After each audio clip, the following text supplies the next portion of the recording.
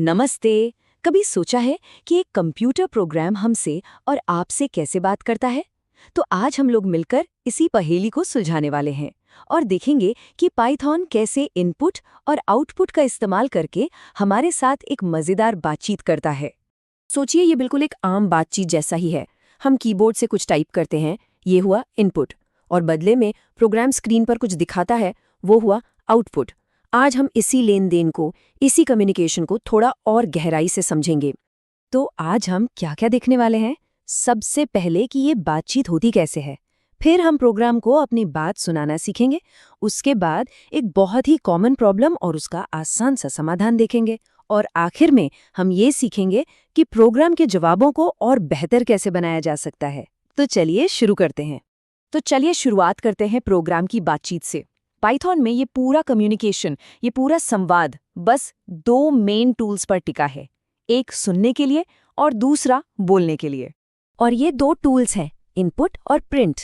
Input का मतलब है कि प्रोग्राम हमारी बात सुन रहा है, हमसे डेटा ले रहा है, और प्रिंट का मतलब है कि प्रोग्राम बोल रहा है, हमें स्क्रीन पर कुछ दिखा रहा है। सुनना और बोलना बिल्कुल हमारी आपकी तरह। ठीक है, तो बातचीत का पहला हिस्सा है सुनना। चलिए देखते हैं कि एक प्रोग्राम हमारी बात सुनता कैसे है, मतलब हमसे इनपुट लेता कैसे है। इसके लिए है इनपुट फंक्शन, जो पाइथन का एक जादुई दरवाजा है। जैसे ही आपके कोड में ये फंक्शन आता है, नप, प्रोग्राम वहीं थम जाता है और इंतजार करता है कि हम कुछ टाइप करें और एंटर दबाएं। प्रोग्राम के चलते समय यूजर से जानकारी लेने का ये सबसे सीधा तरीका है। यहाँ एक बहुत ही सिंपल सा उदाहरण है। हम यूजर से एक वैल्यू मांग रहे हैं और वो जो कुछ भी टाइप करेंगे उसे यूजर अंडरस्कोर वैल्यू नाम के एक वेरिएबल में सेव कर रहे हैं, ताकि हम उसे बाद में इस्तेमाल कर सकें। पर कहानी में एक ट्विस्ट है। एक छोटी सी पहेली है इनपुट के साथ, जिससे लगभग हर नया प्रोग्रामर परेशान होता है। चलिए देखते हैं कि आखिर ये पहेली है क्या। और वो पहेली ये है कि इनपुट से जो भी मिलता है वो हमेशा हमेशा एक टेक्स्ट होता है। जी हाँ, भले ही हम कोई नंबर टाइप करें, पाइथन उसे एक संख्या की तरह नहीं बल्कि सिर्फ कुछ कैरेक्टर्स के एक समूह की तरह देखता है। इस कोड को देखिए, यहाँ 100 टाइप किया गया, जो कि साफ साफ एक नंबर है ना? लेकिन जब हम पाइथन से पूछते हैं कि भाई ये क्या है, तो वो कहता है, अरे ये तो str है, मतलब स्ट्रिंग। वो इसे नंबर मान ही नहीं रहा, और इसी वजह से सारी गड़बड़ होती है।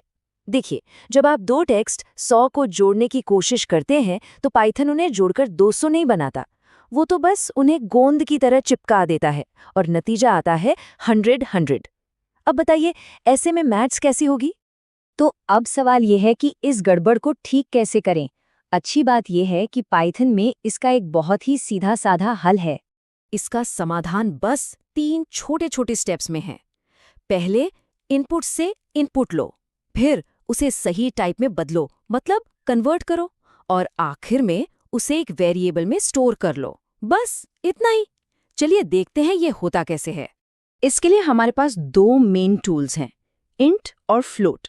अगर हमें एक पूरा नंबर चाहिए, मतलब बिना दशमलव वाला, जैसे 10, 20, 50, तो इंट का इस्तेमाल करें। और अगर दशमलव वाला नंबर चाहिए, जैसे 3.14, तो फ्लोट काम आएगा। लेकिन एक मिनट, यहाँ एक और सवाल उठता है।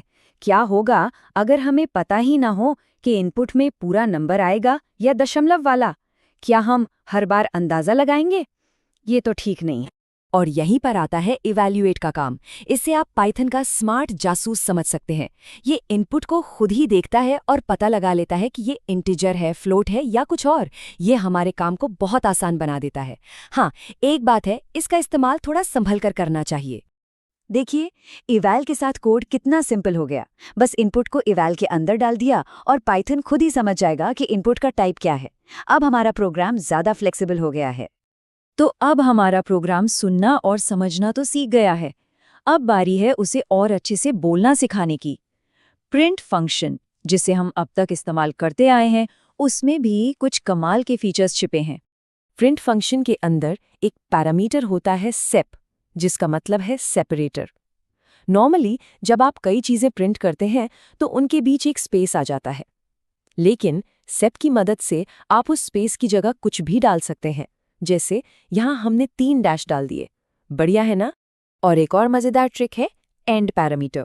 आपने देखा होगा कि हर प्रिंट स्टेटमेंट के बाद आउटपुट अगली लाइन से शुरू होता है।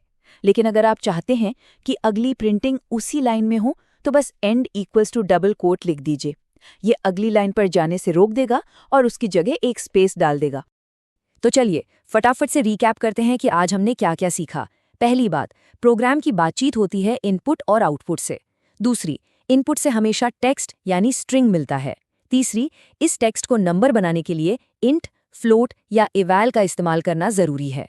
और आखिर में प्रिंट में सेप और एंड का इस्तेमाल करके हम आउटपुट को अपनी मर्जी से सजा सकते हैं। तो अब जब हमारा प्रोग्राम ठीक से बातचीत करना सीख गया है, जरा सोचिए इसकी मदद से क्या क्या बनाया जा सकता है। एक सिंपल कैलकुलेटर से लेकर एक कॉम्प्लेक्स एआई चैटबॉट तक, हर चीज की नींव यही बेसिक कम्युनिकेशन है। मतलब संभावनाएं तो अनंत हैं।